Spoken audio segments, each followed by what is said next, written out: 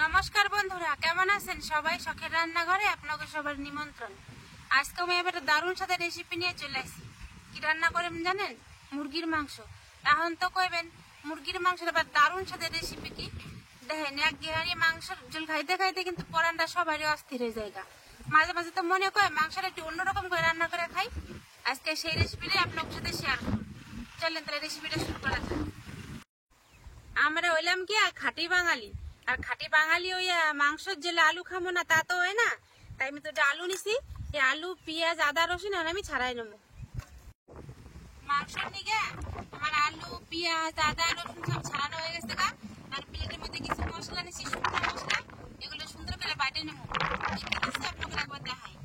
শুকনো লঙ্কা নিছি, ধনিয়া জিরা রসুন আদা, এগুলো একসাথে নিপাস করে বাটে নেবো।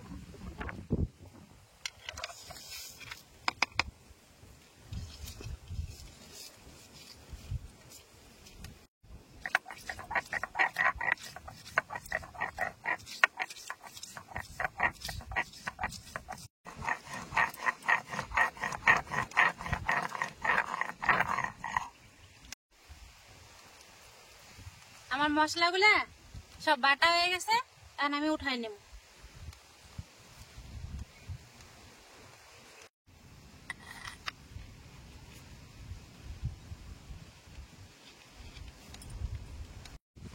বন্ধুরা, আজকে বিশাল বাতাস চালা ধরছে, কথাগুলো শুনতে যদি আপনাকে একটু অসুবিধা হওয়া ধরছে, কিন্তু ছোট বোন মনে করে ক্ষমা করে দিন। এদিকে ফুটান জ্বালিয়ে কড়াই চাপাই দিচ্ছি, কড়াইটাও গরম হয়ে গেছে, আর আমি সর্ষের তেল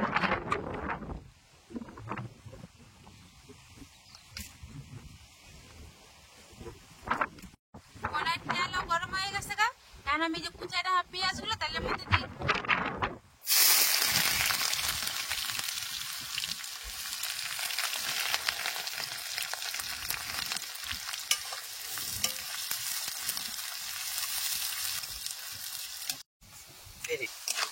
দেখেন, পেঁয়াজ গুলো তেলের উপরে ভাসা উঠছে, মানে এগুলো সুন্দর করে ভাজা হয়ে গেছে। এবার আমি বাটিতে উঠাই নেব।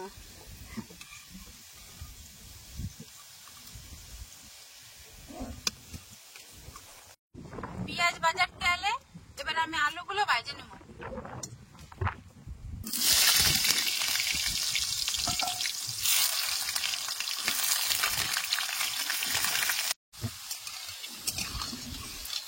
দেখেন, আলুগুলো আমি সুন্দর লাল লাল করে ভেজে নিছি। এবারে গামলায় উঠাই নেব।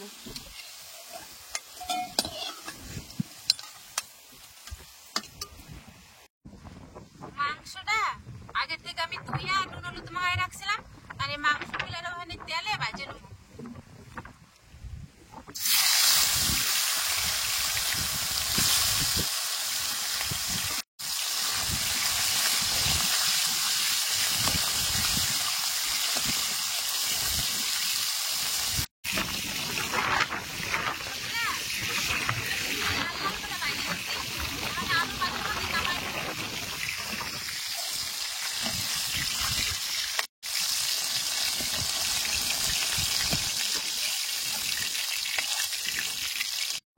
এবারে বাকি মাংসগুলো আমি একইভাবে সব সুন্দর করে লাল লাল করে ভেজে নেব।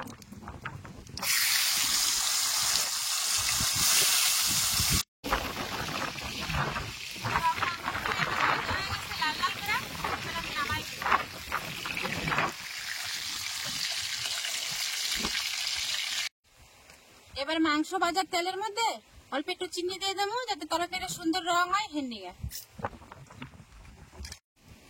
দেখেন, চিনি পুইরে তেলের উপরে ভাইসা উঠছে। এবার 2টা তেজপাতা আর একটা শুকনো লঙ্কা দিয়ে দিলাম। শুকনো লঙ্কা তেজপাতা ভাজা হয়ে গেছে, এবার অল্প একটু জিরা দিয়ে দেবো।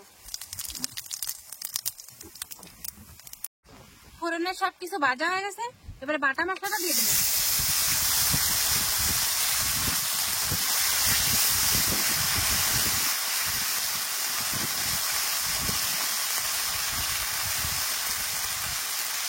মশলাটা নাইড়ে ছেড়ে নিয়ে সামান্য জল দিয়ে দিলাম।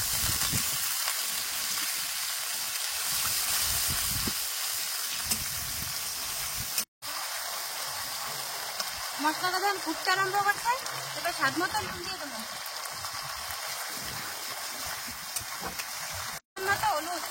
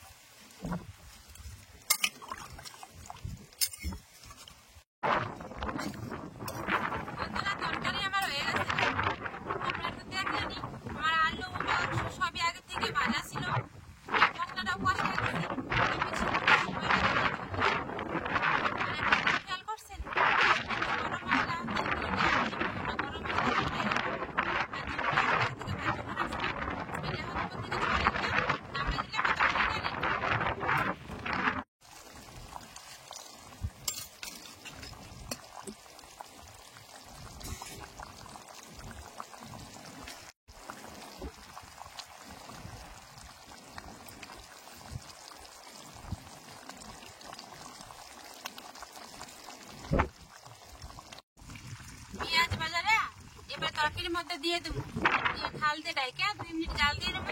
তাহলে তরকারির মধ্যে পেঁয়াজ ভাজা সুগন্ধটা ভালো করে মিশে যাবো, তাহলে আর মাংসের গন্ধটা থাকবো না, আর গরম মশলা দেওয়ার প্রয়োজনটাও পড়বো না, আর তরকারি আসল স্বাদটা তাইলেই পাওয়া যাবে।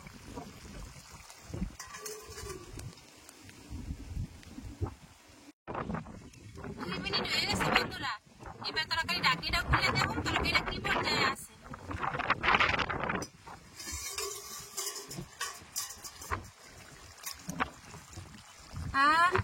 ঢাকনিটা খোলার সাথে সাথে এত সুন্দর সুগন্ধ এসে নাকে পড়লো, এর কোয়ার মতো না।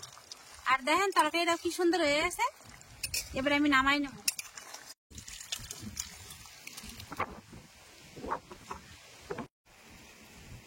বন্ধুরা, তরকারির রং খান একবার খালি আপনারা দেখেন, কি সুন্দর হয়েছে না?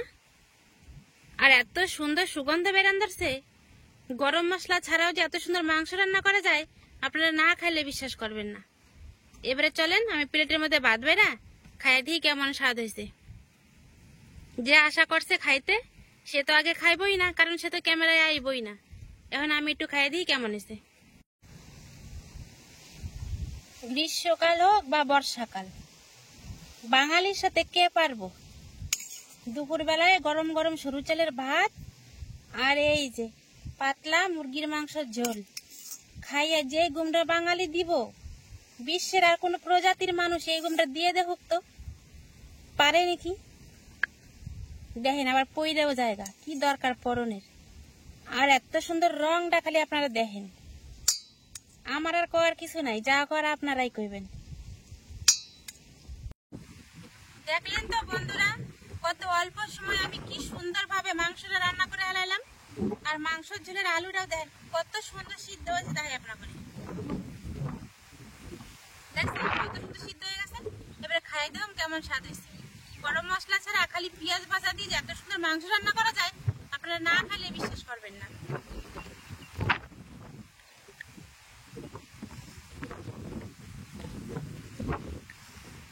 দারুণ হয়েছে।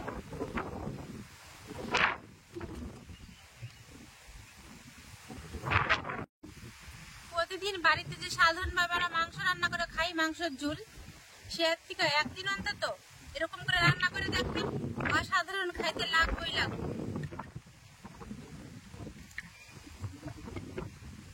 যদি আমার সহজ রেসিপিটা আপনাকে পছন্দ হয়, তাহলে অবশ্যই লাইক কমেন্ট শেয়ার সাবস্ক্রাইব করে দেবেন। আর ফেসবুকে দেখলে ফলো করতে ভুলবেন না। আজকের ভিডিওতে এনে শেষ করলাম, তারপরে একটা ভিডিওতে, ততক্ষণে